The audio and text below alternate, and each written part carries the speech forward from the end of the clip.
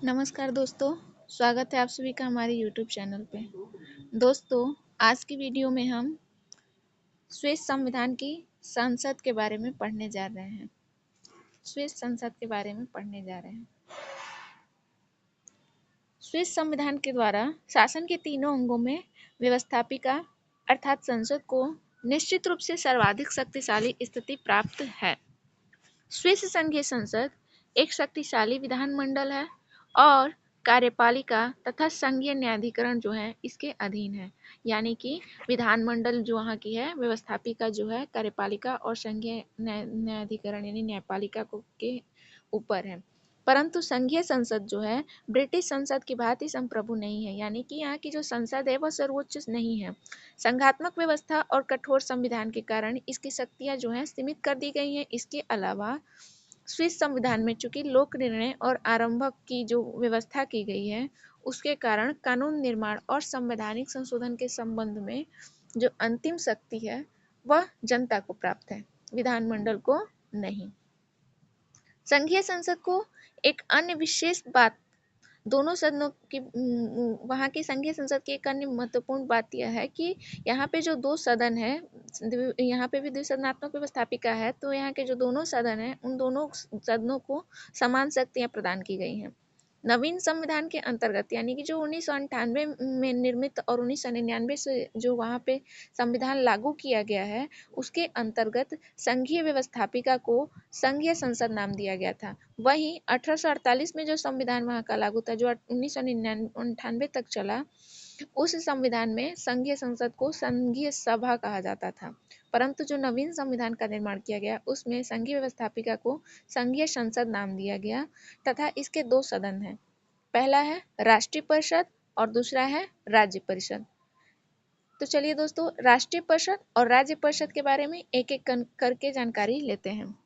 पहली है राष्ट्रीय परिषद। इसकी संरचना के बारे में यदि बात करें तो राष्ट्रीय परिषद के सदस्यों की संख्या जो है 200 होगी। प्रत्येक कैंटन यानी कि जो वहाँ पे राज्य है, प्रत्येक राज्य वहां से एक निर्वाचकीय जिला होगा और प्रत्येक कैंटन को अपनी जनसंख्या के आधार पर प्रतिनिधि राष्ट्रीय परिषद में भेजने होते हैं।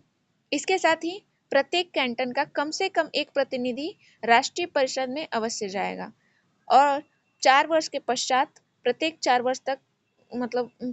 वर्ष के पश्चात इनका पुनः निर्वाचन होता है। यानी कि इनका कार्यकाल, राष्ट्रीय परिषद के सदस्यों का कार्यकाल जो है 4 वर्ष निर्धारित किया गया है। इसकी चुनाव प्रणाली के संबंध में देखें तो राष्ट्रीय परिषद के चुनाव प्रत्यक्ष रूप से वयस्क मताधिकार, गुप्त मतदान तथा आनुपातिक प्रतिनिधित्व प्रणाली के आधार पर किए जाते हैं, ठीक वैसे ही जैसे भारत में होता है। स्विट्जरलैंड में अब 18 वर्ष से अधिक आयु का प्रत्येक स्विस नागरिक जो है मताधिकार उसे मताधिकार प्राप्त है, यानी कि वह मत दे सकता है। अब आते हैं इसकी दूसरे सदन राज्य परिषद। राज्य परिषद की जो सदस्य संख्या है 46 है। स्विस परिसंघ के अर्ध कैंटनों में से प्रत्येक के लिए जो अर्ध कैंटन वहाँ पे हैं वह अपना एक प्रतिनिधि भेजेंगे राज्य परिषद में, जबकि जो पूर्ण कैंटन है जो वहाँ पे 20 पूर्ण कैंटन है उनके द्वारा अपने 2 प्रतिनिधि राज्य परिषद में भेजे जाते हैं। 1848 में संविधान का निर्माण किया गया था, उसमें यह व्यवस्था थी कि राज्य परिषद के सदस्यों का चुनाव जो होगा वह उसका समस्त नियमन जो है राज्य सरकारें यानी कि कैंटन करेंगे। परिणामतः व्यवहार में भी अभी तक यही व्यवस्था है। अतः वहाँ पे अगर देखा जाए तो वहाँ पे जो अधिकांश कैंटन है वो राज्य परिषद के सदस्यों का चुनाव प्रत्यक्ष रूप से करते हैं, जबकि 4 कैंटन वहाँ पे जो है वह अप्रत्यक्ष रूप से इनका निर्वाचन करते हैं। इस प्रकार विभिन्न कैंटनों द्वारा राज्य परिषद के लिए निर्वाचित सदस्यों का कार्यकाल जो होता है 1 वर्ष से लेकर 4 वर्ष होता है। वर्तमान संविधान में भी चूंकि यही नियम को लागू रखा गया है जो 1848 में नियम था। अब इसकी एक एक करके हम शक्तियों के बारे में देखते हैं कि संघीय संसद की शक्तियां और कार्य क्या क्या हैं। तो पहला है इसकी शक्ति विधायी शक्ति। संघीय संसद जो है मूलतः एक विधायी सभा होती है और इसका प्रमुख कार्य जो होता है कानून का निर्माण करना होता है। अतः यहाँ पे जो संसद है वो सभी प्रकार के कानूनों नियमों का निर्माण करती है। कानून बनाने के अतिरिक्त इसे संघीय आधिकारिक आदेश जारी करने का भी अधिकार है, जिसे संघीय संसद सामान्य संघीय आदेश घोषित करती है, उस पर लोक निर्णय की आवश्यकता नहीं है। यानी कि जिसे भी वह सामान्य संघीय आदेश कह दे, उस पर लोक निर्णय की व्यवस्था नहीं की गई है।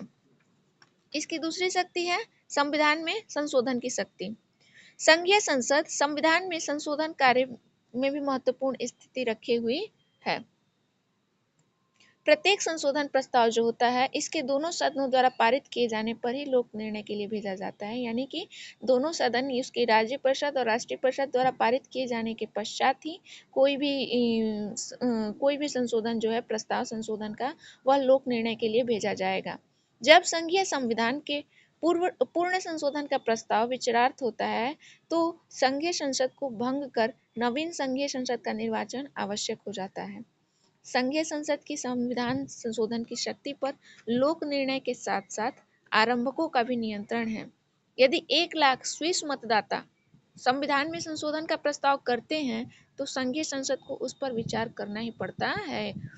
इसकी अगली शक्ति है निर्वाचन से संबंधित या नियुक्ति से संबंधित शक्ति। संघीय संसद को स्विस संघ की महत्वपूर्ण संस्थाओं के सदस्यों को चुनने का भी अधिकार दिया गया है। नियुक्ति का अधिकार उन्हें प्राप्त है। संघीय संसद ये नियुक्तियां जो है निर्वाचन के आधार पर करती हैं। संविधान के अनुसार उसे संघीय परिषद व संघीय न्यायालय के सदस्यों, संघ के चांसलर व संकट काल के मुख्य सेनाध्यक्ष को चुनने का भी अधिकार है। अतः यह निर्वाचन संबंधी शक्तियां भी इसकी अत्यंत व्यापक है। इसकी अगली शक्ति है कार्यपालिका शक्ति। संघीय संसद मूलतः एक विधायी निकाय है, परंतु उसे कार्यपालिका के क्षेत्र में भी व्यापक शक्ति प्राप्त है। जैसे वैदेशिक संबंधों और अंतर्राष्ट्रीय संधियों के संबंध में शक्ति दी गई है उसे। संघीय सत्ताओं के निरीक्षण और नियंत्रण से संबंधित भी उसके शक्तियां प्राप्त हैं। इसके अतिरिक्त बस अपवाद यह है कि जिन संधियों के संबंध में संघीय शासन को समस्त शक्ति प्राप्त है, उन पर संघीय संसद की स्वीकृति आवश्यक नहीं होती है। यानी कि जो संघीय शासन है, संघीय कार्यपालिका जो है, उस संबंध में उसने ही समस्त शक्ति प्राप्त है, उस पर संघीय संसद की स्वीकृति की कोई आवश्यकता नहीं होती है। इसकी अगली शक्ति है कैंटनों से संबंधित शक्ति। कैंटनों से संबंधित शक्ति जो है, संघीय संसद को यह भी अधिकार प्राप्त है कि वह कैंटनों के संविधानों और उनके संशोधनों की उचित जांच कर उन्हें स्वीकार करे। कैंटन विदेशों से जो संधि करते हैं, उन पर संघीय संसदों का अनुमोदन आवश्यक होता है। चूंकि हमारे भारत में राज्यों को यह अंतर्राष्ट्रीय मामलों का अधिकार नहीं दिया गया है, परंतु यहाँ के कैंटन जो है विदेश से जो भी संधियां करते हैं, उन पर संघीय संसद का अनुमोदन आवश्यक होता है।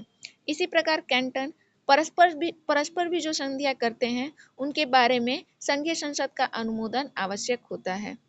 यदि संघीय सरकार या अन्य कैंटन संधियों पर कोई आपत्ति उठावे, तो आंतरिक अशांति की स्थिति में आंतरिक शांति को बनाए रखना और उसके लिए यदि आवश्यक हो तो संघीय सेनाओं का प्रयोग करना भी संविधान के अनुसार संघीय संसद का ही कार्य होता है।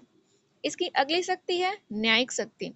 वर्तमान संविधान के द्वारा, यानी कि 1999 का संविधान जो है, उसके द्वारा एक संघीय सर्वोच्च न्यायालय की स्थापना की गई है। स्वाभाविक रूप से यदि देखा जाए तो संघीय संसद की न्यायिक शक्तियां सीमित हैं, लेकिन अब भी न्याय के क्षेत्र में उसे कुछ अधिकार प्राप्त है, जिसका उल्लेख उन्होंने वहां के संविधान के अनुच्छेद 173 में किया गया है। संघीय संसद जो है, संघ की विविध सत्ताओं के बीच कार्यक्षेत्र संबंधी विवादों का निर्णय करती है।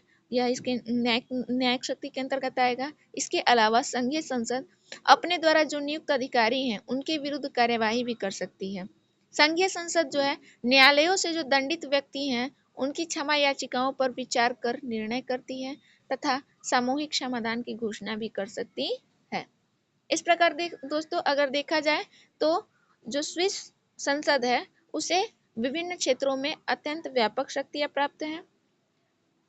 अतः आज का टॉपिक यहीं पे हम समाप्त करना चाहेंगे दोस्तों। अगर आपको मेरी वीडियो अच्छी लगे तो मेरे चैनल को लाइक, सब्सक्राइब तथा अपने दोस्तों के साथ शेयर करना ना भूलें। थैंक यू दोस्तों।